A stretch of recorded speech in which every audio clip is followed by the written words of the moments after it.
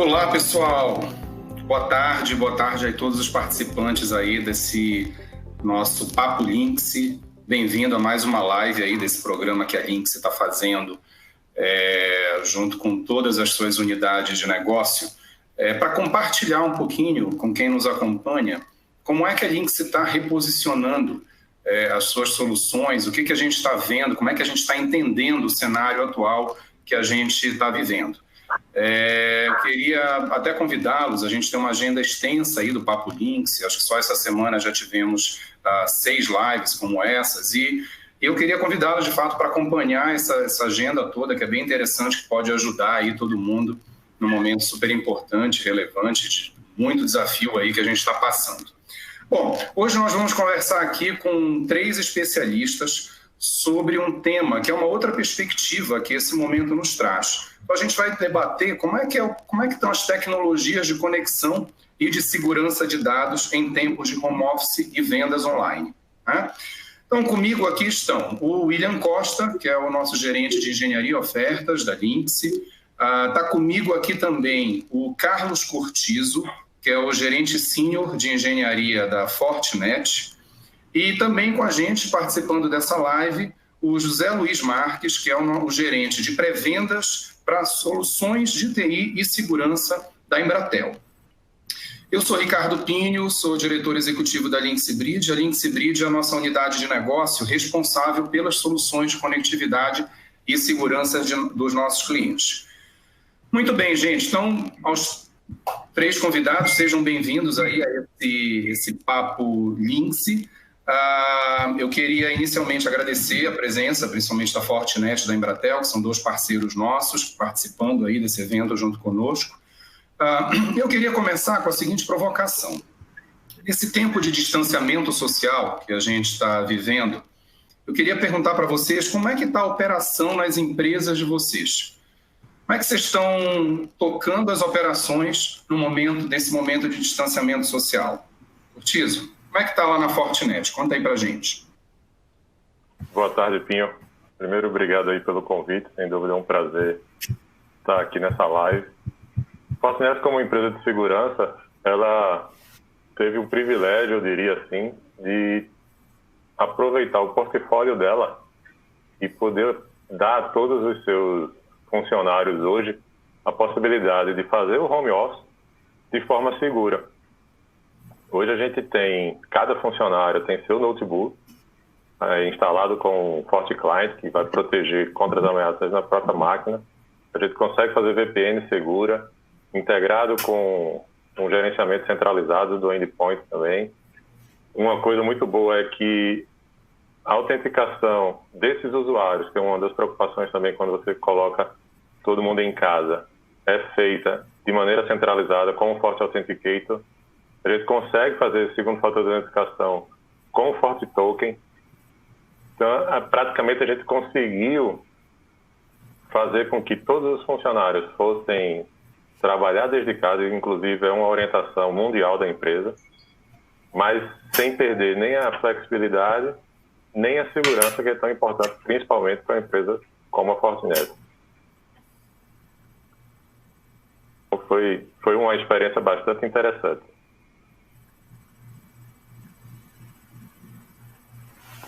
Acho que você está no mudo, Pinho.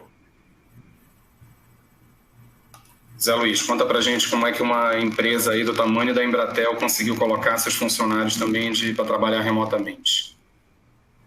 Pinho, primeiro obrigado aí pelo convite, bom participar aqui contigo, o Cortizo, com o William. Muito obrigado pela lembrança, pelo convite.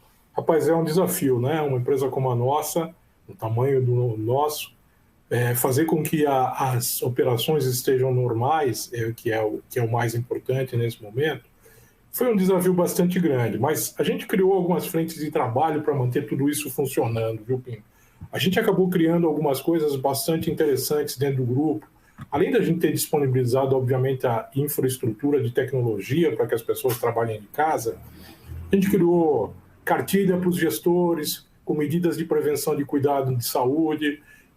dividiu isso em grupos de trabalho, as pessoas de grupo de risco têm informações específicas, as pessoas que têm o privilégio, a possibilidade de trabalhar em casa, ganharam uma cartilha que mostra com orientações de como é que eles podem aumentar a frequência deles, como é que eles aumentam o ritmo de trabalho, como é que eles trabalham de forma mais tranquila dentro do trabalho remoto.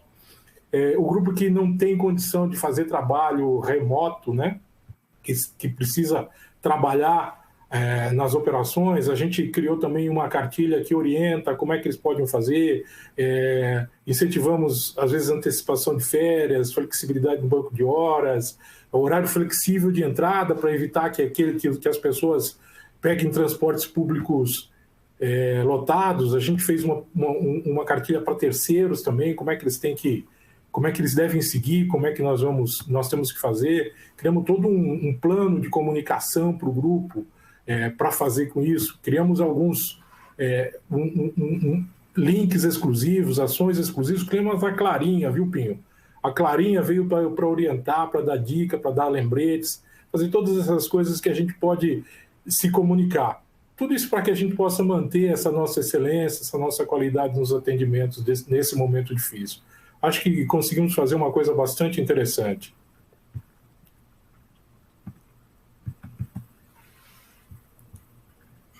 William, conta aí para a gente a mobilização que a gente teve dentro da Lynx. Um desafio enorme também, né? A Lynx teve um trabalho hércules, né? Transformar aí em um pouco mais de uma semana, praticamente uma semana, conseguir pôr 4.000 colaboradores em home office, através de segurança, um trabalho bem legal aí. Todas as nossas operações, nenhuma operação, inclusive suporte que depende de conectividade de voz, está trabalhando remoto, sem nenhum tipo de impacto nas suas operações, inclusive usando tecnologias que a gente oferta para os nossos clientes, né? Todas as tecnologias com segurança, conectividade e o acesso aos sistemas necessários para fazer a nossa operação continuar aí durante esse momento.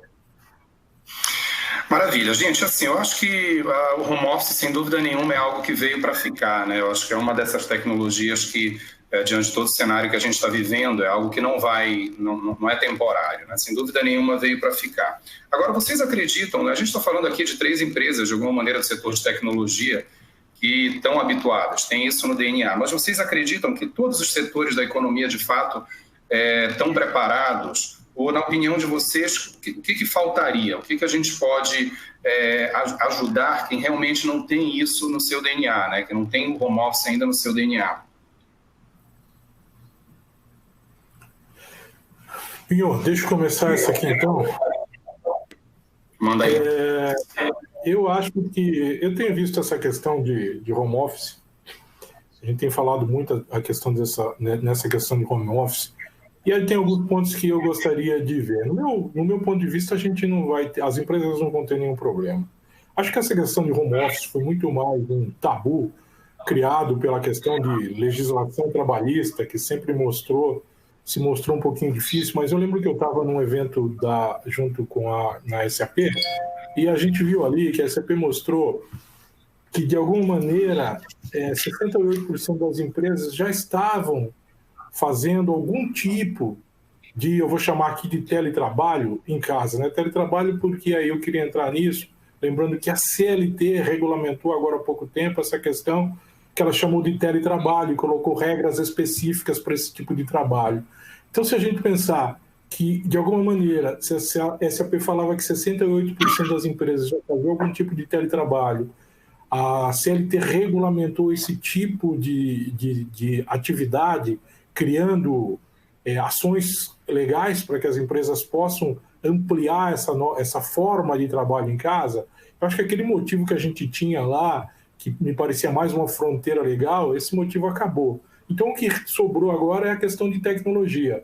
Essa questão de tecnologia, essa questão que você estava falando, nós somos empresas de tecnologia. Nós, da Claro, disponibilizamos toda essa infraestrutura, sejam soluções de tecnologia, de infraestrutura de telecomunicação, ou tecnologias de TI, ou tecnologia de segurança, para ajudar que as empresas sejam mais produtivas nesse momento, para que elas façam essa migração para esse ambiente de home office, que antes era um pouco tabu, e agora a gente está vendo que não tem motivo para as empresas não iniciarem ou começarem esse tipo de trabalho.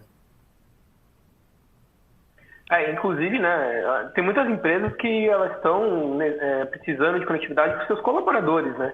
A gente imagina que todas as residências já têm conectividade e a gente está recebendo muitas solicitações dos nossos clientes para conseguir prover algum tipo de acesso na residência desses colaboradores, desses profissionais, que nem todo mundo tem aí. Então, acho que o uso do 4G está bem forte nesse momento, né? A gente tem uma demanda bem grande aí de conectividade em todos os momentos, com acesso remoto, né? O pessoal partindo muito para uso de aplicações como a delivery, como entrega, como outras funções aí de compra online.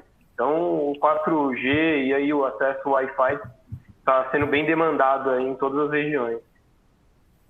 Acho que até está chegando, né, uma pergunta que as empresas de fato não estão preparadas, um comentário que o Wesley está colocando aqui na live, sem dúvida é algo que não está exatamente na cultura de todo mundo, né? Ele comenta também um pouquinho dos custos, receitas que estão, as empresas que estão com muita dificuldade de receita. A gente até vai falar sobre isso um pouquinho mais adiante, para a gente entender como é que essa tecnologia toda de segurança de dados, segurança cibernética, conexão, como é que isso está mais democratizado, né? Acho que é um tema importante para a gente também abordar logo na sequência. O que eu queria complementar aqui é que, de fato, eu acho que o home office veio para ficar, eu acho que faz parte desse novo normal, né, que a situação que a gente está vivendo vai, sem dúvida nenhuma, vai mudar o mundo. Não adianta pensar que isso é algo de 2 meses, 3 meses e que depois passa, de fato acho que vem para ficar. E a gente está vendo esse movimento até em áreas curiosas, né? Por exemplo, hospitais, que obviamente nesse momento tem uma demanda imensa ali por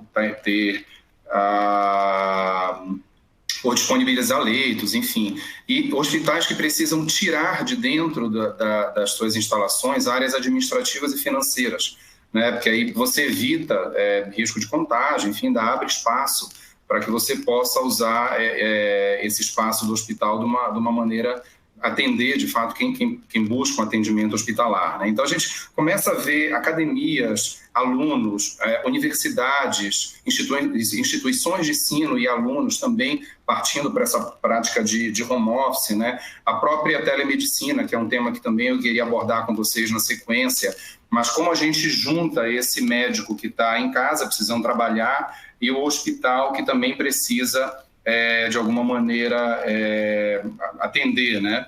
Então eu acho que sem dúvida nenhuma o home office vem ajudar em todo esse tipo de relação de trabalho, né? Um ponto também que é bem interessante é o seu ponto de vista do vendedor, né? O vendedor tem agora que começar a se reinventar, porque ele vai precisar vender de dentro da sua casa. Como é que é fazer essa venda? Acho que são pontos que a gente vai trazendo aqui, discutindo ao longo da nossa conversa. Um ponto que eu queria também abordar com vocês é o seguinte: acho que com tudo que a gente está vendo, sem dúvida nenhuma, está havendo uma migração de dados, né, ou de conexões entre o que é o mundo corporativo, esse tráfego, né, que estava muito concentrado ali nas empresas, ele está começando a migrar para residências. Quer dizer, os acessos hoje estão sendo feitos de dentro das nossas casas. É um pouco exatamente o exemplo que a gente está aqui na live, cada um na sua casa, né? Então, esse acesso está migrando do mundo corporativo para dentro de casa. E aí eu queria entender aí até do Zé Luiz, como é que as empresas de telecom estão tomando, que providências as empresas de telecom estão tomando para suportar esse novo volume de conexões e o uso da internet? Porque claramente a gente observa essa migração do tráfego empresarial para o residencial, né? E eu pergunto isso, haja vista que essas tecnologias são distintas, né? Você tem tecnologias de produtos um pouco mais sofisticados no ambiente empresarial, mas não necessariamente no ambiente residencial. O que as telecoms estão fazendo nesse sentido, Zé? Conta um pouquinho para a gente. Ô Pinho, a gente combinou de não ter pergunta difícil, você já começou com pergunta difícil, hein? Mas vamos lá, deixa eu tentar conceituar primeiro essa questão aqui. Segundo a Anatel, essa questão de utilização da internet está dividida de duas maneiras. São 32 milhões de pessoas com banda larga residencial e 226 milhões de pessoas em redes móveis. Lembrando que a classe D e E acaba priorizando celular. Outra informação importante também são as questões dos smartphones. 50% dos smartphones são pré-pagos ou pós-pago. E um outro ponto que eu queria trazer aqui, eu estava vendo uma pesquisa do Comitê Gestor de Internet, que ele fala já num aumento de 30% a 40% do uso da internet no Brasil. E aí a gente tem que pensar como é que as teles tinham que se preparar, né, para fazer essa migração. E a gente está falando o seguinte, todas as teles têm que se preparar. A primeira coisa que aconteceu, e eu acho isso bastante interessante, é que as teles deixaram a competição. Nesse momento a competição está para segundo plano e estamos atuando em conjunto na implantação de serviço, para que esses serviços de telecomunicação, essas migrações, essas mudanças estejam ocorrendo sem muitos danos para as pessoas. Estamos trabalhando em cooperação com o governo, com os órgãos governamentais. A gente está falando muito com o Ministério da Ciência e Tecnologia, com a Anatel, cumprindo as recomendações que eles fazem, dando esses apoios necessários para que a população tenha e sinta menos essa diferença. Estamos tomando um cuidado redobrado com essa questão das operações de redes fixas e móveis. As equipes de plantão, de instalação, de reparo, de manutenção, de serviços continuam funcionando normalmente, sendo resguardada a questão de risco de saúde, com uma cartilha que a gente comentou logo no início de como é que está ocorrendo. Criamos um comitê de gestão de crise para tomar ações mais rápidas, né? E então isso ajuda a manter esse novo volume de conexão de internet sob controle. Além disso, só para falar, como a gente tem um backbone muito grande, a gente tem uma estrutura técnica operacional muito grande, nós temos uma equipe bastante pronta e preparada e treinada e acostumada a enfrentar essas crises e esses momentos de desafios. Então a gente está vendo que, mesmo com toda essa mudança de perfil, essa migração, a gente não está sentindo muitos dos problemas. Então, a gente tem controlado bastante essa situação. Eu acho que está bem sob controle, viu, Pinho? Maravilha, acho que esse é um ponto que suscita uma certa curiosidade, né, pessoal, do público em geral. Qual é esse boom da internet? A internet vai colapsar e tal. Então é interessante a gente ver que acho que o nosso país também, de alguma maneira, avançou bastante nas telecomunicações, né? Acho que isso já vem de algum tempo. Isso é interessante porque nos dá margem até para começar a discutir a transformação digital em vários setores. Eu quero depois trazer isso aqui para o nosso caso do varejo. Mas olha, o papo está bem legal. Agora eu quero chegar num dos pontos centrais dessa conversa, e é o seguinte, né? Então, assim, a gente falou de home office, a gente falou que as empresas estão atuando, estão operando, tocando suas operações de maneira remota. Falamos que a internet está aí, falamos está segurando esse tráfego todo, mas é fato que esse tráfego tem crescido absurdamente, né? E aí, o que eu queria comentar é o seguinte: qual é o papel das soluções de conectividade e segurança nesse momento tão crítico? Porque o que me vem em mente é que, à medida, e aí vocês, somente que são especialistas aí da área, à medida que esse tráfego cresce, eu entendo que também crescem ameaças de segurança, de ataques cibernéticos, etc. Então, eu queria até direcionar um pouquinho para o Cortizo, para ele contribuir aqui com a gente, se de fato a Fortinet tem observado alguma mudança nesse sentido, né? Dado esse aumento do tráfego na internet, como é que fica o papel de segurança de dados num momento tão importante? Maravilha, Pinho. Sem dúvida é um momento crucial e a segurança tomou um patamar aí que acredito que, como a transformação digital, ela era já levada em consideração muitas vezes, mas sempre ficava no segundo plano, né? Era meio que assim, se eu puder, eu acabo investindo em segurança. Sendo que a situação atual ela trouxe o fato de que precisa se investir em segurança ao mesmo tempo que se precisa investir em digitalização. Porque senão você consegue não deixar de funcionar como negócio, porém você começa a ter prejuízos de outros lugares devido à sua exposição no mundo digital, né? E a gente tem visto aqui até alguns tipos de ataques novos, não na sua forma, mas no seu motivo, que é precisamente engenharia social, por exemplo, usando o medo das pessoas de ficarem doentes. A gente tem percebido que sites novos foram criados, falsos, dando informações, por exemplo, como está o coronavírus no seu bairro, na sua cidade, mandando um SMS para ajuda financeira, por exemplo, com esse programa que o governo acabou de lançar.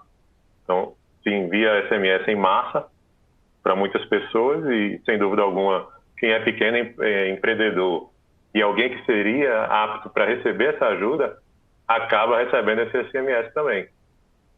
E se ela não tiver consciência desse risco, ela pode acabar sendo atacada e sofrer, ao invés de receber os R$600, retirarem R$600 ou muito mais dela, né? Outro tipo de ataque que a gente tem percebido até no mundo todo é entre países.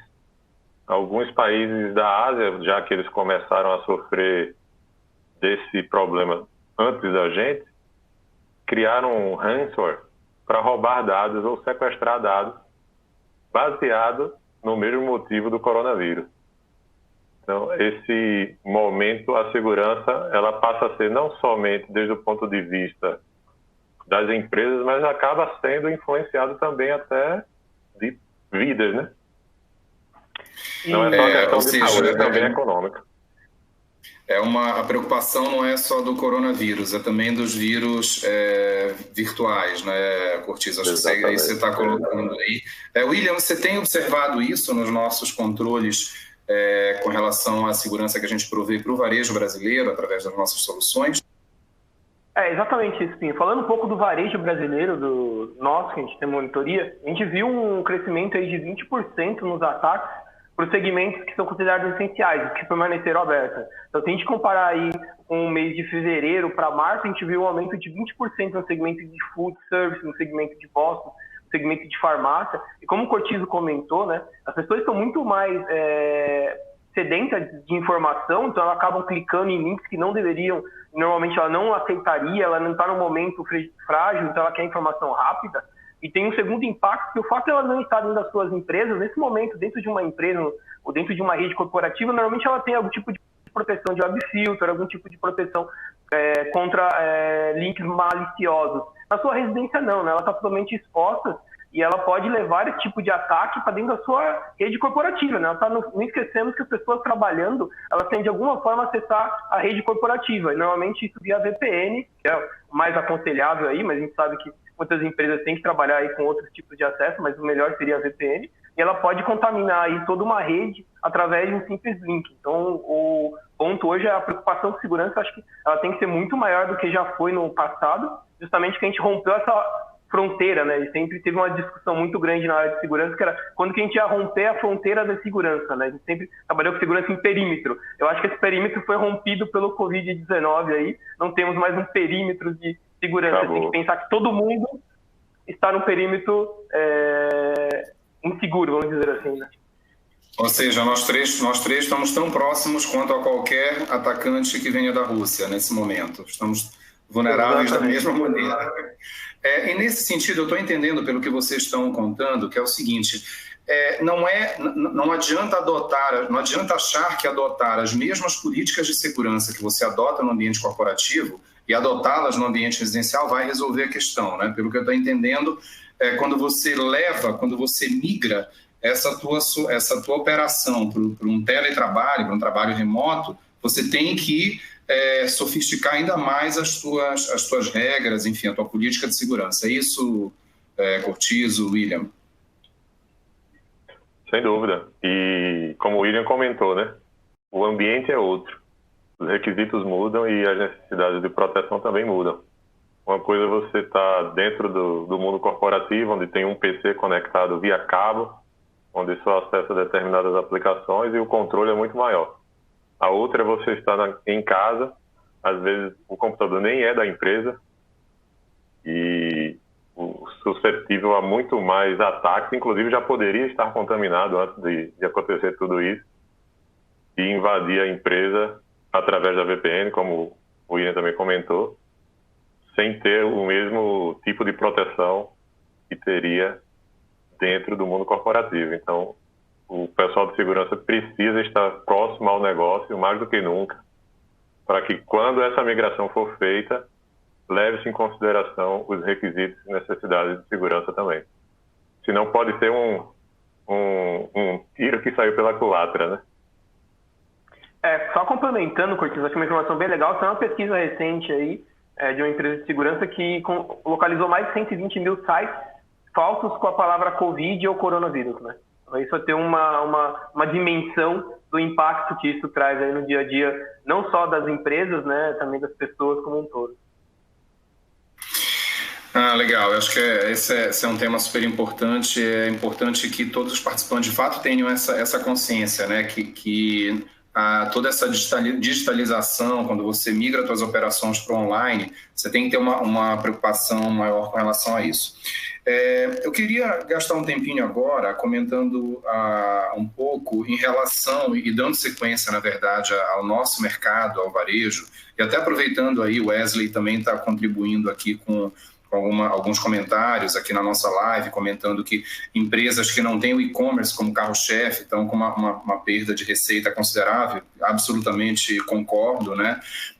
Mas eu acho que eu peguei o gancho aqui do que o Wesley está comentando, justamente para também compartilhar com todos que estão nos assistindo como é que esse varejo está se reinventando, porque de fato a gente está vendo uma mudança que eu diria para vocês, eu acho que em um mês, né, a gente está aí exatamente com um mês de quarentena, somente aqui em São Paulo, a gente acho que evoluiu nesse tema da transformação digital que nós não evoluiríamos em um ano, de verdade.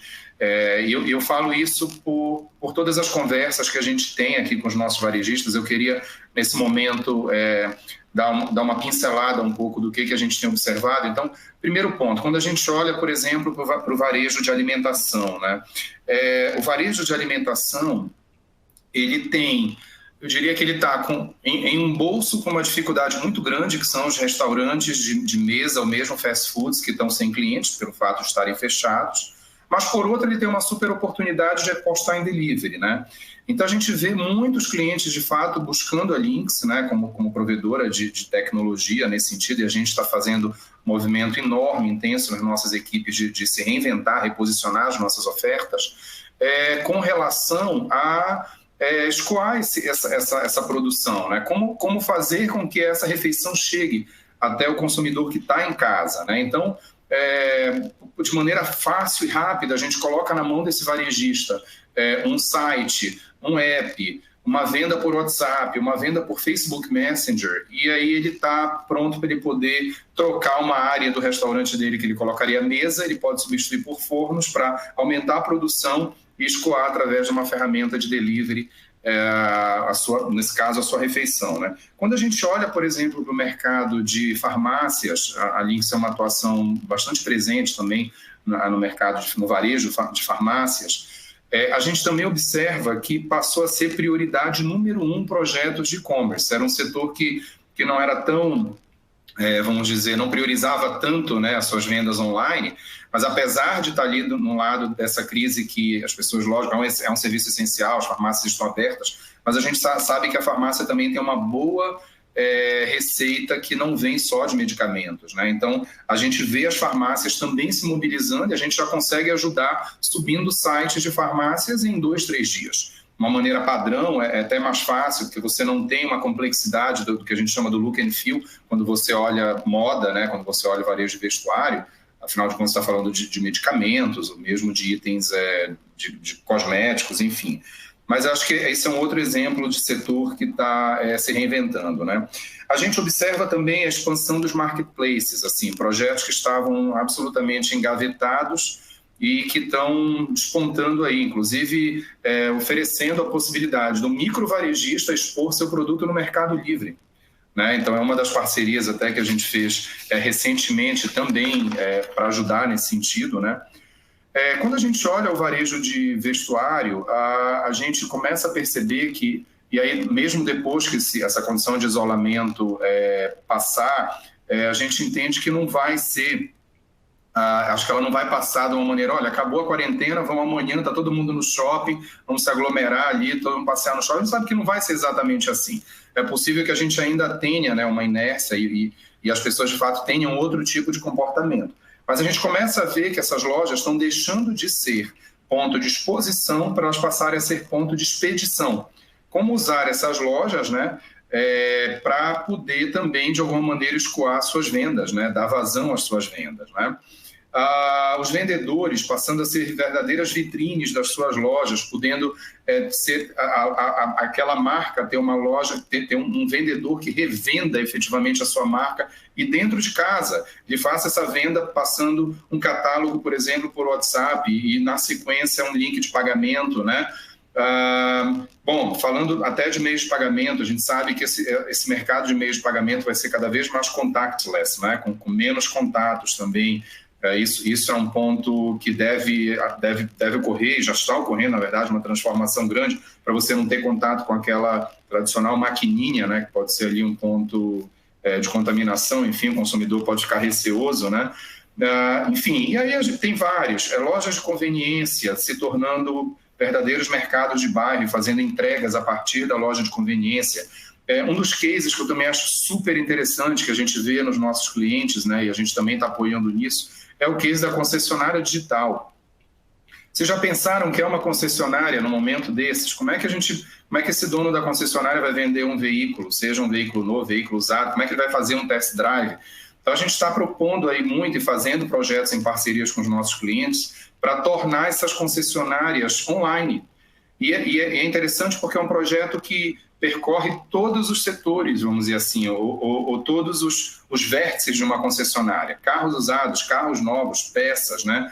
Você vai comprar um carro, ele vem, traz o carro até você, enfim.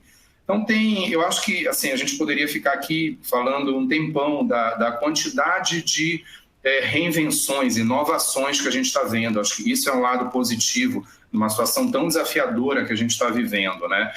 Mas a gente vê que não é aquele varejista que resolveu colocar um pijama, uma touca e se enterrou. Não, ele está lá brigando, entendendo o que ele pode fazer para reinventar o seu negócio. Obviamente, perdas haverá, né? A gente tem uma questão que dificilmente toda essa venda online vai substituir o que era a venda física, sem dúvida nenhuma, porém, há saídas, né?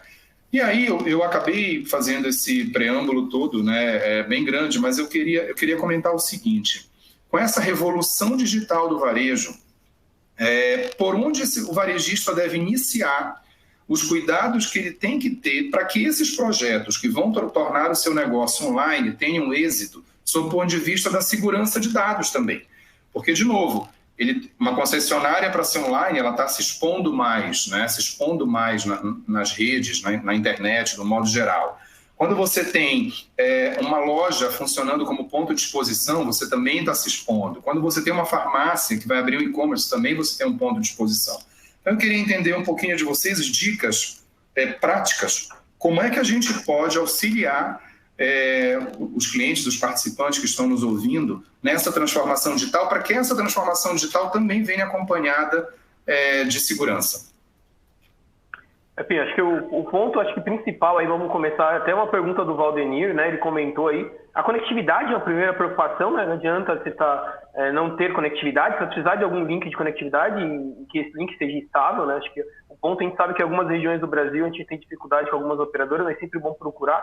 E o segundo ponto é a parte de segurança, porque alguém vai precisar receber esse pedido, né? Quer dizer, o colaborador está na sua residência, ele vai receber um pedido do e-commerce para despachar, para fazer uma questão, perguntar algum dado a mais para quem comprou, para o cliente que fez a compra, faltou alguma informação dentro, ele vai precisar ter acesso ao sistema. Nesse momento de acesso ao sistema, aí que corre o risco, né? Ele está na sua residência, ele pode ter algum problema. Então, acredito que a VPN, aí, em termos seguro, para manter esse colaborador com acesso seguro, seria um dos pontos chaves para isso. Então, as equipes de segurança, elas precisam se preocupar em como que esse colaborador está acessando seus sistemas, né? Ele está acessando seu sistema de um Wi-Fi público, está acessando seu sistema da sua casa, ele está acessando de uma rede Wi-Fi que ele tem dentro da sua casa, mas ele não pôs uma senha segura ou simplesmente nem tem senha, né? A gente sabe que em muitos locais aí, residência, o Wi-Fi é um pouco precário aí, porque são equipamentos mais em conta, o usuário não tem muito investimento. Então, acho que as equipes como um todo de segurança e de rede precisam ajudar muito o time de comercial das empresas, o time administrativo das empresas, a propor soluções para que essa empresa não pare, né? Ela precisa continuar vendendo, mas esse colaborador ele precisa ter um acesso seguro a esses dados. Lembrando que ele vai transacionar e vai receber informações que, inclusive, são sigilosas, né? São dados que não deveriam estar sendo trafegados aí de qualquer maneira. Maravilha, eu queria passar a bola para o Cortizo para entender também o seguinte, como é que a Fortinet também consegue, de alguma maneira, apoiar e democratizar isso, né, gente? Porque a gente está falando, dá a entender inicialmente que isso é coisa para cliente grande, que tem muito dinheiro para investir. Eu queria ouvir um pouquinho a opinião de como é que a gente torna isso acessível, a opinião do Cortizo aí. Maravilha. Pegar até o gancho do exemplo que você deu da farmácia, porque eu acredito que o varejo ele vai ter que realmente estar atendendo de várias frentes hoje em dia, né? Depois do que a gente está vivendo. Não tem muito como escolher só um caminho, só um meio de se comunicar, digamos assim, com o cliente.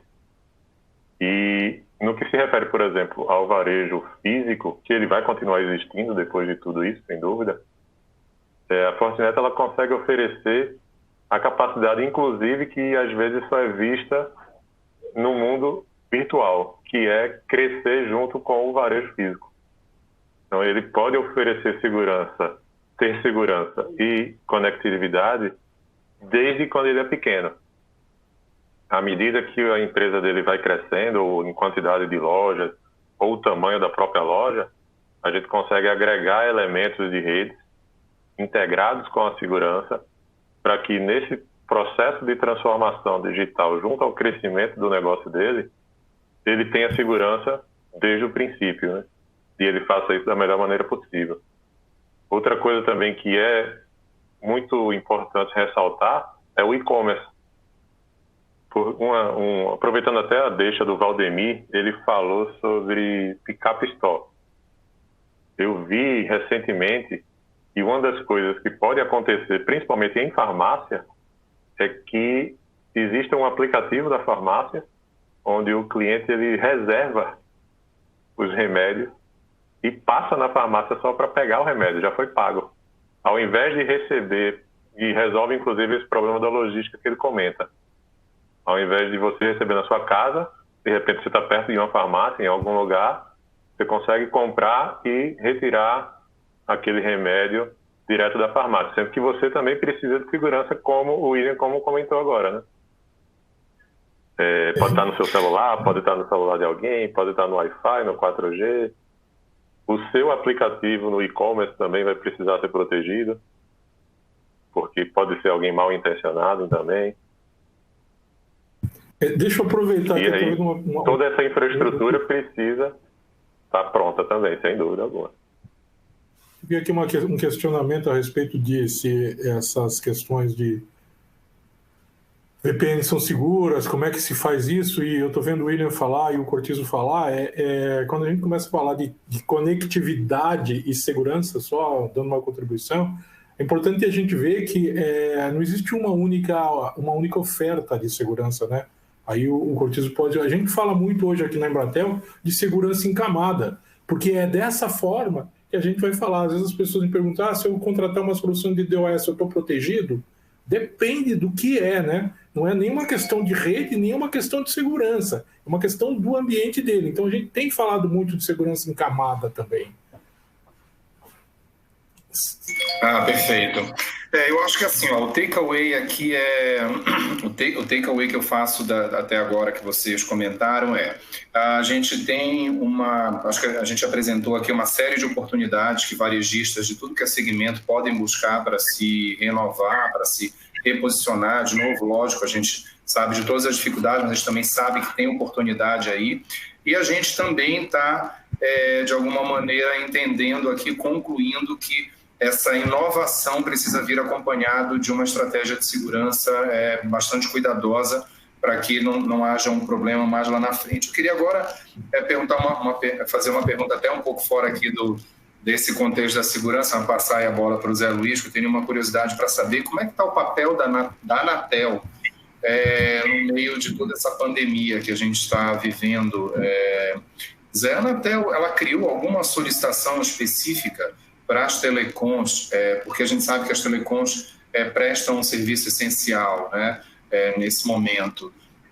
E aí talvez estejam alguns dos nossos clientes pensando, poxa, ok, até quero partir para uma estratégia online, mas com tudo fechado, com tudo isso que está acontecendo, que garantias eu tenho que isso vai funcionar? Eu queria entender um pouquinho qual foi o papel da Anatel aí com as telecoms nesse contexto de pandemia. Isso aí, Pinho.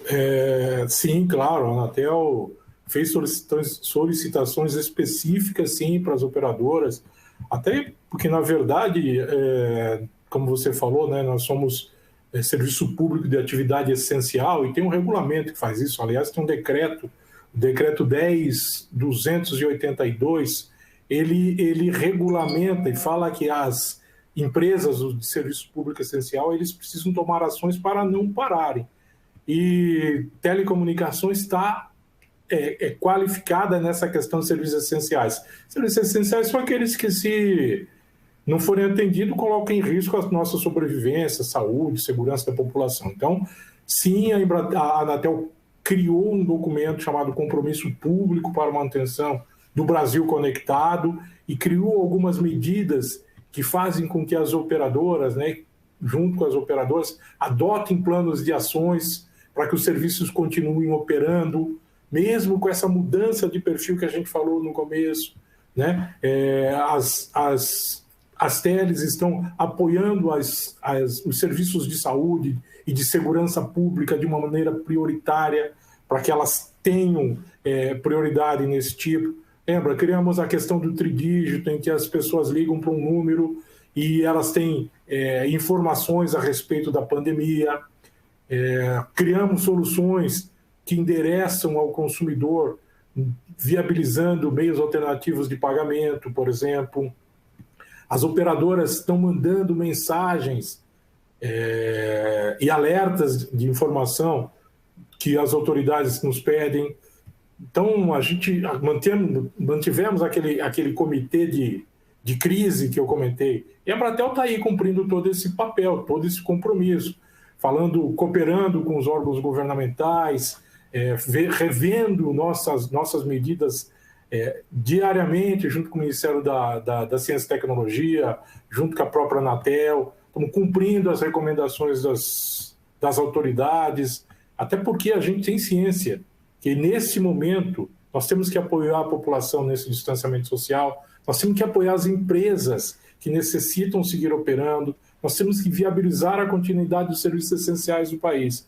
Então, a Anatel criou toda uma cartilha e a gente, como telecomunicações, está cumprindo isso aqui à risca para que todo mundo tenha conectividade, tenha segurança e tenha continuidade nos trabalhos do país. Eu acho que é por aí. Eu acho que a Anatel está de parabéns, as teles estão de parabéns pelos serviços que a gente está prestando nesse momento difícil. Sem dúvida, imagino. Acho que também tem coisa boa para a gente poder enaltecer num momento tão difícil que a gente vive. Pessoal, eu queria agora abordar o seguinte assunto. De novo, sempre preocupado aqui em tornar viável, né, tudo que a gente está discutindo, que às vezes parece, parece que é coisa que exige muito investimento e tal, mas acho que uma maneira da gente democratizar todo esse acesso a uma tecnologia de conexão com segurança, ele passa muito por tecnologias em cloud, né? Por tecnologias em nuvem. E a gente está habituado a entender a tecnologia em nuvem como um compartilhamento de servidor, alguma coisa assim, mas eu queria abordar sob o ponto de vista da segurança em nuvem, né? Ou seja, como é que eu posso utilizar a tecnologia em nuvem para democratizar um serviço de segurança? Então, eu queria começar aí com o Cortizo, ouvindo a opinião dele sobre esse tema, né? Como é que um pequeno varejista que tem o seu negócio, que não tem tanto dinheiro para investir, como é que ele pode, de alguma maneira, se beneficiar de um compartilhamento de tecnologia de segurança, utilizando a nuvem?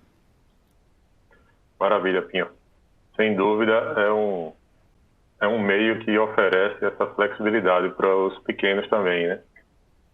Normalmente, quando você abre um negócio, existe uma barreira de entrada que é precisamente financiamento. E infraestrutura, mais crítico ainda, e segurança também. A nuvem, ela permite com que o gasto que seja feito na nuvem acompanhe o fluxo de caixa, que é o grande problema de quem está começando. E a gente viu isso recentemente, por causa, inclusive, dessa situação com os grandes provedores de nuvem. Tanto a Azure como a AWS tiveram serviços que sofreram um pico da noite para o dia, basicamente, e conseguiram oferecer esses serviços praticamente sem ninguém sentir nada. Não dava tempo de criar um novo data center. E isso foi totalmente automático. Isso também vale para o pequeno. E o bom é que a Fortinet ela consegue integrar com essa capacidade de escalabilidade. Então, a gente consegue oferecer a segurança quando cresce o tráfego e quando diminui o tráfego. E faz com que o modelo de nuvem compartilhada, inclusive, que é pública no site de todas elas, a segurança é compartilhada entre a nuvem pública e quem contrata esse serviço. E o Gartner saiu um estudo deles recentemente, falando que em 2025, 99% dos ataques sofridos na nuvem pública são responsabilidade de quem contrata. Então, é bom que a gente tenha a nuvem pública, porque permite com que a gente cresça junto com o nosso negócio, permite com que a gente tenha segurança se a gente contratar a segurança junto com essa nuvem pública, mas precisa ter a consciência também, da mesma forma que a gente comentou antes, para o varejo do e-commerce, para a loja física, para home office, precisa ter a consciência de que a segurança ela é necessária também na nuvem. Não é joguei na nuvem e estou seguro, não faço mais nada. É exatamente esse ponto, né? Acho que é muito importante aí a responsabilidade de quem contrata, né? A gente sabe também que é um desafio chegar até a nuvem, né? Como é que o varejista vai chegar até a nuvem? A gente tem que precisar de link de conexão. Então a gente está com um projeto bem legal em termos de shopping centers, a gente transformar todos os shopping centers em uma pequena cloud, mas seria nesse sentido de cloud e de conexão, quer dizer, vai ter uma forma de sair lá sem necessidade de um link direto para a internet. E aí mantendo segurança. Então, acho que esse é um ponto muito importante também. Transformar, né, conseguir, através da compartilhamento de infraestrutura, e aí também estamos falando de infraestrutura física, lógico, com toda a segmentação de segurança, VLAN, o que for preciso, mas conseguir compartilhar esses acessos à internet para chegar até os seus servidores da nuvem, né, de forma segura, de preferência aí através de VPN. Acho que tem até uma pergunta que o pessoal falou, tem muita gente usando TS, né, é um conselho que com certeza o Cortizo vai endossar, fuja do TS, do Terminal Service nesse momento. Correndo. Legal, bacana, gente. Bom, a gente está aqui com um tempo bem corrido aqui, mas Só um ponto rapidinho, falando que o William comentou sobre o TS, eu lembrei de uma das coisas que cresceram muito, não sei se todo mundo que está na live sabe, dos clientes, no caso, né? Tem serviços hoje na nuvem que são de desktop virtuais, como serviço. Então, até então, a gente só pensava em servidores na nuvem. Hoje em dia, você pode ter o seu PC na nuvem como serviço. Então, diminui muito o custo também nesse sentido. Maravilha. Acho que cada vez mais é uma tecnologia que eu acho que principalmente agora, porque até pelo ponto que você falou logo no início, é uma tecnologia que reduz, né, o investimento inicial, e a gente sabe que toda essa situação vai requerer aí outras estratégias para você poder continuar operando, né? Bom, eu queria agora abordar um outro tema que eu acho que também tem a ver um pouquinho só para poder tangibilizar e dar uma aplicação a tudo que a gente está conversando, que é a telemedicina, né? Acho que a telemedicina, a gente viu até recentemente, o governo liberou os protocolos da telemedicina durante a pandemia, isso provavelmente depois deve ser revisto, muito embora há também quem acredite que é uma tecnologia que veio para ficar, né? Eu acho que ela tem esse papel neste momento, vamos dizer, de vincular médico e paciente, o médico precisa trabalhar, esse paciente não está indo ao consultório, mas também precisa se tratar de N outras doenças, enfim. E aí a minha pergunta, e eu acho que também, só para complementar, eu acho que também a telemedicina tem o objetivo de levar a medicina a lugares remotos, né, onde tradicionalmente não se alcançaria. Porém, e a gente sabe que um projeto de telemedicina é algo bem complexo, não é você simplesmente fazer um FaceTime, né, com o teu médico e achar que você está praticando telemedicina, vai muito além disso, né? Envolve infraestrutura, software, treinamento, mudança cultural, procedimentos, segurança também, sem dúvida nenhuma, né? Você está lidando ali com informações sigilosas dos pacientes. Então, a minha pergunta, acho que queria começar aí com o Zé Luiz, ouvindo a opinião dele, até que ponto médicos e instituições de saúde, até mesmo pacientes, estão preparados para um projeto desse? Claro, Pinho. Veja só, a gente é um país continental com uma abrangência muito grande. Só queria comentar, a Embratel hoje a gente tem todos esses serviços, né, todos esses portfólios, somos a maior empresa, o maior backbone do Brasil, a maior empresa de satélite, 5 data centers, 9 satélites. A gente tem uma oferta bastante grande para levar a infraestrutura básica de conectividade para se fazer esses serviços de telemedicina. Mas aí, quando a gente começa a pensar nesse serviço de telemedicina, a gente tem uma divisão, uma vertical que cuida disso hoje dentro do grupo, né, de levar serviços de tecnologia e telemedicina.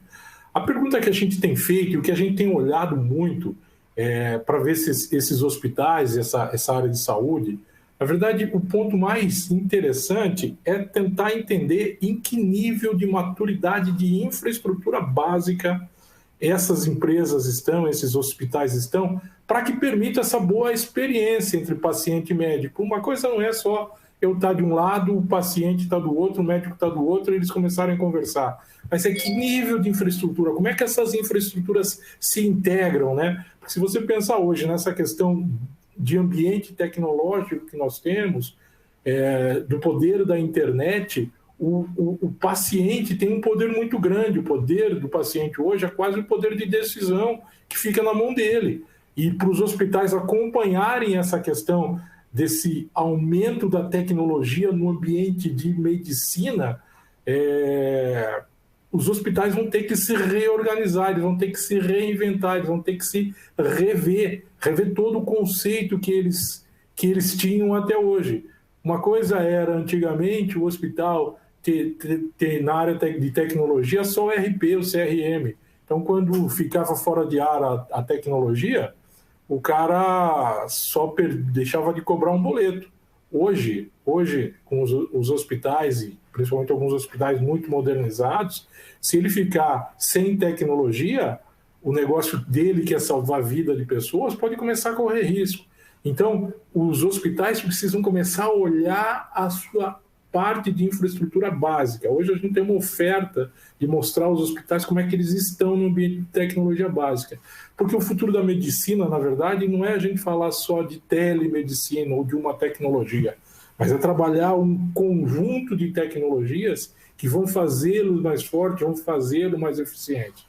Eu acho que às vezes as pessoas, como é que vai ser o futuro do hospital? Fala assim, o futuro do hospital vai ser aquele que ele criar para ele, né? Em termos de soluções tecnológicas. Então, eu acho que essa é a ideia hoje de telemedicina que a gente tem, tá bom? Complementando, acho que o Zé Luiz comentou aí, eu acho importante que o pessoal de telemedicina, da saúde, ele está passando o que o varejo passou alguns anos, poucos anos atrás, né? Ele se reinventou, ele precisou ir para o mundo digital, ele precisou se preocupar com conectividade, ele precisou se preocupar com segurança. A gente sabe que tem muitos ambientes aí da área de saúde que são exemplares. A gente também sabe que tem muitos lugares que tem data center debaixo da escada, tem um computador no servidor com acesso a físico fácil, né? Eu acho que o setor de telemedicina, de hospitais de saúde, eles precisam, né, se reinventar, eles precisam amadurecer os seus segmentos de segurança, porque os dados dos seus pacientes, clientes, eles são sigilosos, né? Como é que o médico vai acessar o prontuário desse paciente, né? Ele vai acessar via web mesmo, ou deixar aberto, vai mandar um PDF via e-mail com todos os dados da pessoa. Então, tudo isso é um problema que a área de medicina, a área médica, vai enfrentar, assim como o varejo precisou enfrentar quando começou a vir e-commerce, quando começou a vir Cap Store, começou a ter contato aí com o mundo digital. E só um dado curioso sobre essa parte médica é que o dado médico roubado vale 10 vezes mais que o dado financeiro na Dark Web. Então, sem dúvida alguma, os hospitais e a telemedicina vão virar alvos, já estão sendo alvos bastante interessantes para o mundo negro, vamos dizer assim. Por isso que eles têm que se rever, né, Cortiz? Eles têm que se rever mesmo, o William falou certo, no ambiente como um todo, né? De infraestrutura básica, segurança, tecnologia, telecomunicações, e ele tem que parar, olhar para dentro dele e falar assim, como é que eu estou nesse momento? Como é que eu sigo daqui para frente? É isso aí, gente. Acho que quanto maior a exposição, sem dúvida, maior a demanda pela segurança, a necessidade de segurança. Olha só, a gente já está aqui chegando no final, tempo super estourado, já até avançamos aí do tempo normal aí da live que a gente tinha agendado. Eu queria partir aí para as considerações finais, a gente teria aqui, acho que ainda mais assuntos, tinham vários temas aqui que seria interessante também discutir, né? É um assunto bem legal, bem interessante, que nos leva a reflexões importantes, que é o avanço dessas tecnologias digitais, das empresas se tornando mais online, né, e qual a preocupação que elas têm que ter com relação a tudo isso. Mas vamos para as considerações finais. Eu queria perguntar a vocês, então, que vocês sintetizassem bem rapidamente, que a gente já está, de fato, com o tempo bem apertado, quais são os principais desafios nesse momento, né, para os nossos clientes que nos acompanham, que dicas vocês dão também com relação ao tema do Papo Links de hoje, né, com relação à conectividade, segurança, essa pauta aí alinhada à transformação digital. Quais são os desafios e quais são as dicas que vocês podem compartilhar aí com quem está nos assistindo? Queria começar pelo Cortizo. Maravilha, Pinho. Eu acredito que, resumidamente, a gente pode dizer que o foco deveria ser sempre em 3 coisas: pessoas, processo e tecnologia, independente do tamanho da empresa, né? Então, essa migração para o digital ou oferecer novos serviços no mundo físico do varejo, sempre levando em consideração esses 3 pilares, para que ele possa ter um projeto com infraestrutura, com segurança, e que as pessoas embarquem, vamos dizer assim, nesse processo todo, porque não adianta nada a gente ter a tecnologia e ter o processo se ninguém segue ou usa a tecnologia. É o problema da segurança de colocar lá a senha no post-it e colar no monitor. Então, a gente precisa reinventar, mas precisa levar em consideração a segurança desde o início, com a infraestrutura sem fronteiras, pensando não somente em um ponto único, mas podendo ser acessível de qualquer lugar.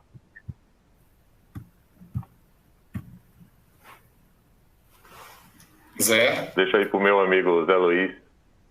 Eu acho que o principal desafio agora acho que não vai estar na escolha de tecnologia ou do processo, ou da adaptação das forças de vendas, mas sim como é que nós vamos sair disso aqui tudo, né? Hoje eu fico pensando o seguinte: isso tudo nos tirou da nossa zona de conforto, essa é a grande verdade. E quando a gente sai da zona de conforto, ou a gente morre ou a gente cresce, né? Essas mudanças que a gente está experimentando, ela vai ter um impacto para a nossa vida para sempre. E, como eu falei, sem querer ser piegas, mas já sendo, a questão não é como é que você enxerga o copo, né? Meio cheio, meio vazio. Como eu sou um otimista convicto, viu, Pinho? Sou um otimista convicto. Eu acho que a gente vai ter muita oportunidade pela frente. Eu acho que tudo isso que está acontecendo, todo esse nosso desconforto inicial, vai ser para que a gente cresça muito, para que a gente entregue soluções mais adequadas, para que a gente busque novas maneiras de ver o mundo, de entregar coisas, para que esse tripé que o Cortizo falou, né, de pessoas e processos e tecnologia, melhore muito mais. Eu acho que o copo está sempre meio cheio, viu, Pinho? Com certeza. William, tuas considerações finais aí. Ser um cara de SEC, acho que eu vou finalizar com segurança, né?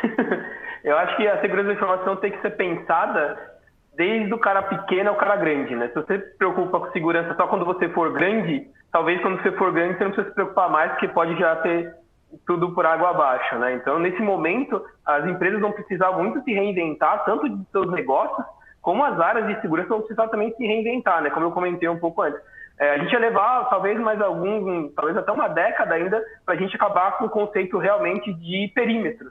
E aconteceu aí em semanas, a gente acabou quebrando todo esse conceito de perímetro que vinha sendo discutido há mais de décadas. Então, eu acho que a consideração final minha seria manter o foco aí nas operações, mas a segurança é algo muito importante aí, porque vai ser algo muito olhado daqui para frente, como já está sendo bem visível. Legal. Eu acho que, só pegando também para empacotar tudo que a gente conversou, né?